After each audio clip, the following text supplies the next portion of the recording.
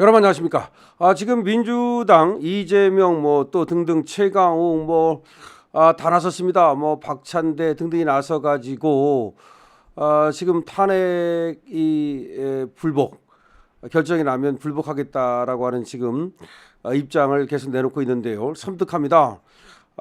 지금 탄핵이 기각이 될 것을 낌새를 챘는지 모르겠습니다만은 하여튼 불복을 선동하고 있는데요. 윤석열 의원이 여기 대해서 상황 김어준의 지시를 받았느냐라고 또 직격을 하고 있습니다만은 어쨌든 상황이 탄핵이 기각되면 저들이 뭔가 지금 흉계를 끄물 듯한 그런 지금 바람이 분위기가 일고 있습니다. 물론 그거는 자기들의 자폭이죠.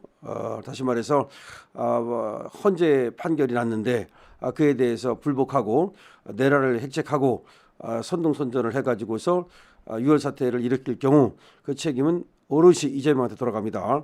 물론 민주당한테 돌아가게 되고요.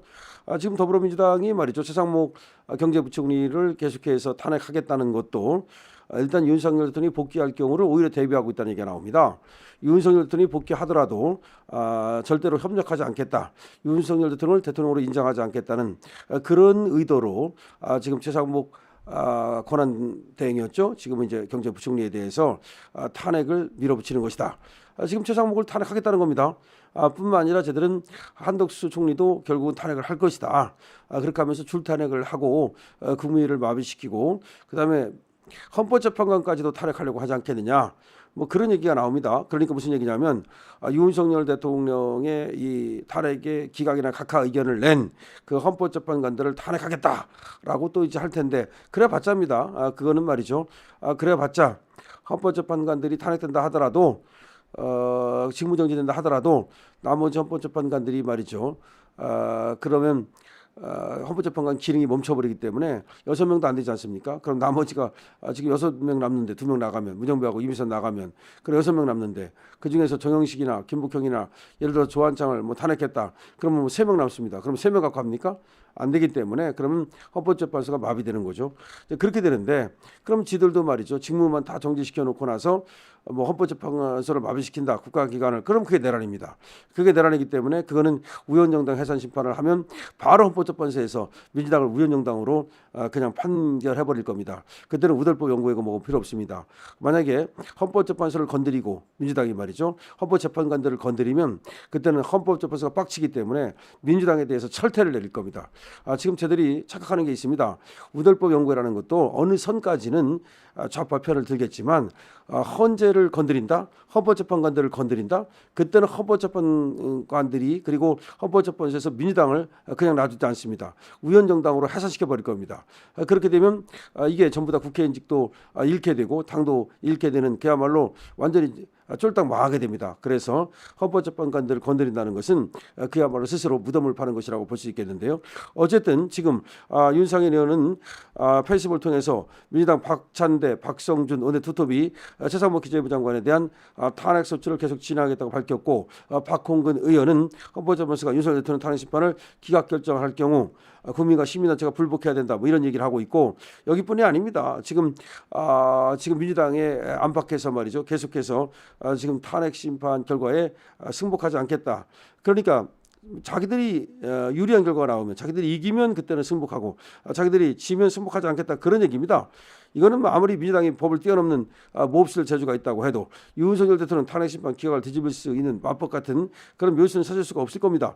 그러자 이제는 불복을 공공연히 얘기하고 있는 겁니다. 지금 이재명이 말이죠.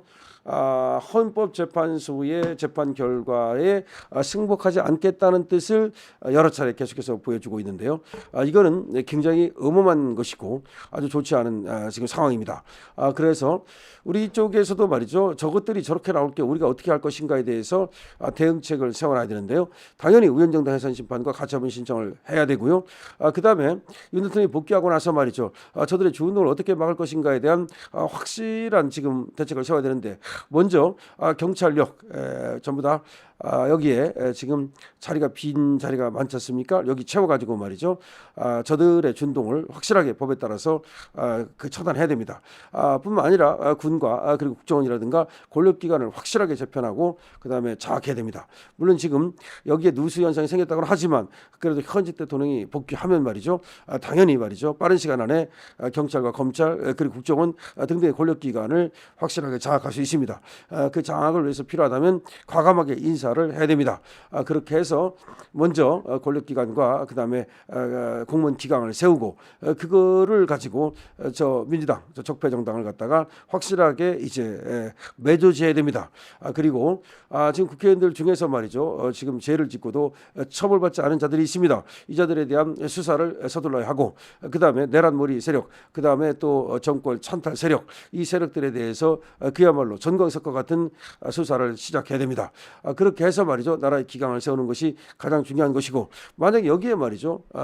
대적하고 만약에 반항하고 내란을 일으키는 세력이 있다면 가차없이 응징해야 됩니다. 그거는 대통령의 모든 권력을 이용해서 가차없이 응징해야 된다는 점을 말씀을 드리겠습니다. 그렇게 되면 저들은 금방 위축됩니다. 더군다나 대통령께서 돌아오시면 트럼프하고 전격적인 말이죠.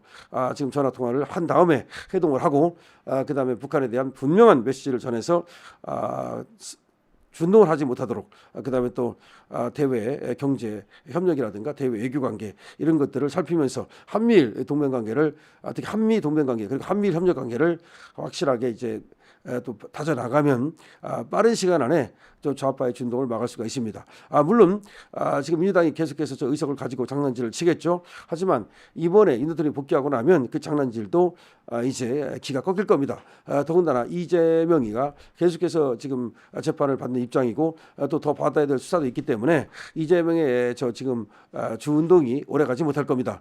그래서 지금 윤 대통령이 복귀와 동시에 그야말로 기강 장악, 그다음에 권력기관 장악을 통한 그다음에 인사 쇄신 등을 통해서 확실하게 말이죠 국정을 장악하는 것이 필요하다는 말씀을 드립니다. 지금 저들은 불복하지 않겠다는 뜻을 분명히 하고 있고 아마 그거를 어떤 식으로든 드러낼 겁니다. 민주노총의 그 시위 형식으로 드러내든 아니면 저들이 또 모여가지고 집회를 하고 윤석열 퇴진을 외치든 그렇게 할 겁니다. 하지만 저들이 말이죠 불법적인 집회 그리고 폭력 난동 이쪽으로 흘러간다면 그야말로 그것은 오히려 반전의 기회입니다. 그때는 말이죠 정말로 반전의 기회고 그 책임을 물어서 이재명을 전격적으로 말이죠 체포할 수도 있습니다. 뭐 국회 동의 어쩌고 떠들겠지만 지금 현행범 체포는 말이죠. 현행범 체포는 바로 할 수도 있습니다. 그런 것들을 이용해서 바로 저들의 준동을 꺾어야 됩니다. 지금 저것들이 계속해서 선전선동을 하고 있는데요. 지들은 하지도 못할 거면서 지금 선량한 국민들을 선전선동하고 있다는 점에서 지금 선량한 국민들의 피해가 우려됩니다. 자기들은 하지도 못할 것들이 뒤에 숨어서 말이죠. 다른 사람들을 갖다 부추기는 아주 나쁜 행태를 지금 벌이고 있습니다. 그렇기 때문에 그들로 인해서 오히려 피해를 보는 선량한 지금 시민들이 생겨날 우려가 있다는 점을 말씀드립니다. 그렇기 때문에 경찰들도 말이죠. 3월 3일, 4월 3일, 4월 4일 지금 확실하게 준비를 좀 하시고 그다음에 지금 소개도 100m에서 150m까지 헌재 주변을 비운다고 하는데요. 그렇게 한 다음에 그다음에 주운동 세력이 지금 의심되는 세력이 발견되면 미리 예방 조치를 취하는 것도 필요합니다. 그렇게 해서 지금 저들이 좌파들의 준동, 좌파들의 난동을 확실하게 막도록 해야 할 겁니다. 좌파들이 준동을 부리고 난동을 부리는 것을 막지 못한다면 그 피해가 다른 사람도 아닌 국민에게 시민에게 돌아가고 또 이 정치인들 우리 우파 정치인들 특히 대통령에게도 상당한 또 위협이 될 가능성도 있기 때문에 그런 것들을 미리미리 차단하고 정보를 획득해 가지고서 저들이 벌이는 그런 음모를 또 분쇄하는 것도 필요하다는 말씀도 드립니다. 다시 한번 말씀드립니다만은 지금은 비상 상황입니다. 비상 상황입니다. 우리 윤 대통령이 이제 각하나 기각으로 돌아올 경우에 저들은 분명히 순순히 윤 대통령을 따르지 않고 또 인정하지 않을 겁니다. 그 경우 우리가 어떻게 할 것인지를 한번 로드맵을 만들어 보는 것도 중요하고 저들이 만약에 난동을 일으킬 경우 폭력 사태를 일으킬 경우 그때는 그야말로 가차없이 법에 의해서 응징할 수 있도록 하는 것도 중요하다는 말씀도 드리겠습니다. 지금은 비상 상황입니다. 윤석열 대통령의 복귀가 가시화되자 저것들이 마지막 발악을 하고 있습니다. 이 발악이 아주 그 거세질 가능성이 있고 그렇기 때문에 그 발악하는 발톱에 지금 베이고 핥히고 그러는 선량한 사람들이 생겨날까봐 좀 걱정이 됩니다. 그런 사람들이 없게 하기 위해서는 미리미리 예방하는 게 중요하다는 말씀 다시 한번 드립니다.